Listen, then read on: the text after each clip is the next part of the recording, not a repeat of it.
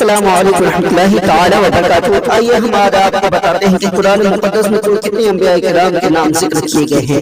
تو یاد رکھیں کہ قرآن مقدس پوری قرآن مقدس میں صرف 25 انبیاء کرام ایسے ہیں جن کا نام ذکر کیا گیا، اور 3 ایسے انبیاء کرام یا ولی ہیں جن کا ذکر آیا ہے مگر وہ نبی ہے یا ولی ہے، ان میں تمام علماء کرام کا اختلاف ہے۔ تو آئیے وہ 25 نام جس سے قرآن مقدس نے انبیاء کرام کے نام سے جانے جاتے ہیں وہ کون کون سے ہیں۔ حضرت آدم علیہ السلام پہلے ہیں، حضرت نوح علیہ السلام دوسرے، حضرت ادریس علیہ السلام تیسرے، حضرت ابراہیم علیہ السلام چوتھے، حضرت اسماعیل علیہ السلام پانچویں، حضرت اسحاق علیہ السلام چھٹے، حضرت یعقوب علیہ السلام ساتویں، حضرت یوسف علیہ السلام آٹھویں، حضرت لوط علیہ السلام نویں، حضرت ہود علیہ السلام 10ویں، حضرت صالح علیہ السلام 11ویں، حضرت سیس علیہ السلام 12ویں، حضرت موسیٰ علیہ السلام 13ویں، حضرت ہارون علیہ السلام 14ویں، حضرت داؤد علیہ السلام 15ویں، حضرت سلیمان علیہ السلام 16ویں، حضرت ایوب علیہ السلام 17ویں، حضرت ذوالقرنین علیہ السلام 18ویں، حضرت یونس علیہ السلام 19ویں، حضرت الیاس علیہ السلام 20ویں، حضرت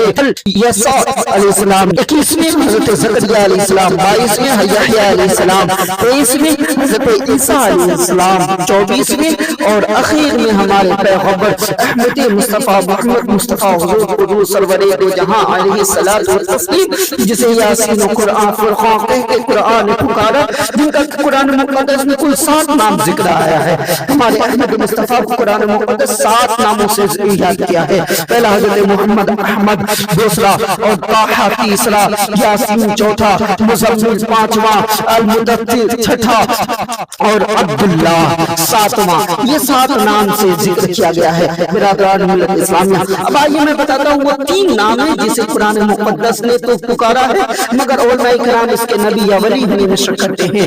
تو آئیے ان میں سے پہلے حضرت عزیر علیہ السلام ہے۔ حضرت عزیر وہی مشہور شخص ہے جس قرآن مقدس فرماتا ہے کہ جب یہ ایک گاؤں سے گزر رہا تھا تو انہوں نے اس گاؤں کو اجڑا ہوا دیکھا۔ جب اجڑا ہوا دیکھا تو رب قدیر سے فرماتا ہے کہ اے میرے رب کیف تحیی، کیسے تو اسے زندہ کرے گا، اور کیسے تو اسے پھر سے خوشحال گاؤں بنائے گا، سماج بنائے گا، اور کیسے پھر اس میں تو رونقیں بھرے گا۔ تو رب قدیر اسے ایک نیند دیتا ہے، اس قدر کی نیند کہ یہ سو جاتا ہے، اور سوتا بھی کیسے سوتا ہے۔ برادران ملت اسلامیہ کہا گیا ہے کہ 100 سال تک سوتے رہتے ہیں۔ جب یہ اٹھتا ہے آنکھ کھلتی ہے، رب قدیر فرماتا ہے کیا عزیر کم لبثتم، اے عزیر تم کتنے دن سوئے؟ تو یہ فرماتے ہیں لبثت یوم اور بعد یوم، کہ میرے خالق کائنات میں ایک دن یا 8 دن سویا ہوگا۔ تو رب قدیر فرماتا ہے نہیں بلکہ تو 100 سال تک سوتا رہا ہے، اور کہتا ہے انظر الی طعامک و حمارک،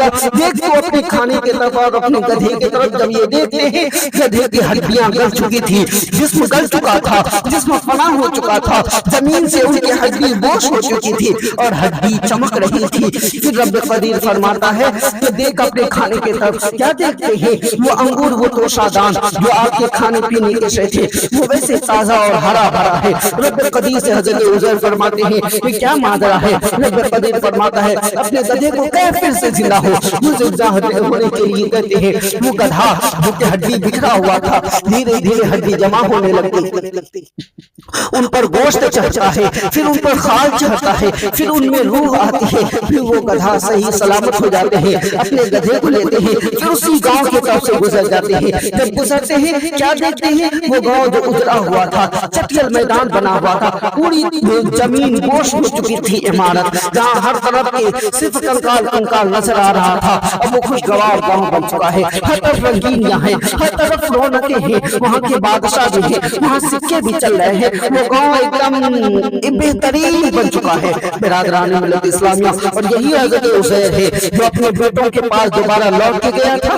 تو اس وقت ان کے بیٹے 100 سال کے ہو چکے تھے، اس وقت حضرت عزیر صرف 40 سال کے تھے۔ یہی ایک باپ بیٹا ہے جو اب باپ بیٹے سے بھی بڑا عمر میں ہو گیا تھا، کیونکہ جب حضرت عزیر سوئے تھے ان کی عمر ٹھہر گیا تھا، اور جب یہ 100 سال کے بعد جاگے ہیں تو اب ان کا عمر وہی 40 سال والا تھا۔ اس لیے تو حضرت عزیر فرماتے ہیں لبثت یوما اور بعد یوم۔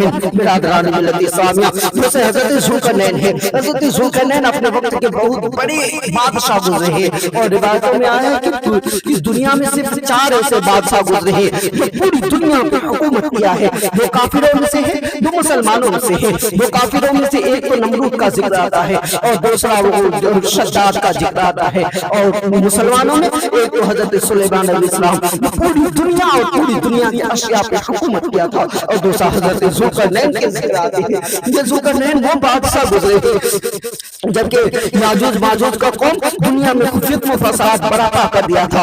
हर तरफ वो खून रेज़ी करता था और तमाम खाने की अशिया को लोगों से छीन लिया करता था। तो ज़ुल्करनैन अलैहिस्सलाम उसको दो पहाड़ों के दरमियान सोना चांदी लोहा तांबा कीमत की धातुओं को पिघला करके एक ऐसी दीवार तैयार कर दिया जिससे अब तक वो याजूज माजूज की कौम बाहर न निकल पाया है। कल क़यामत फिर वो बाहर निकलेगा।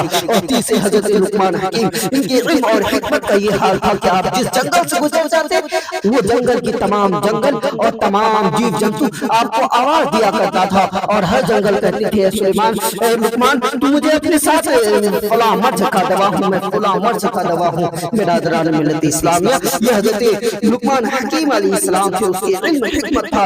आपके बारे में यहाँ तक आया है कि आपने तो मलकुल मौत को भी चकमा दे दिया था अपने इल्म और हिकमत के जरिए से।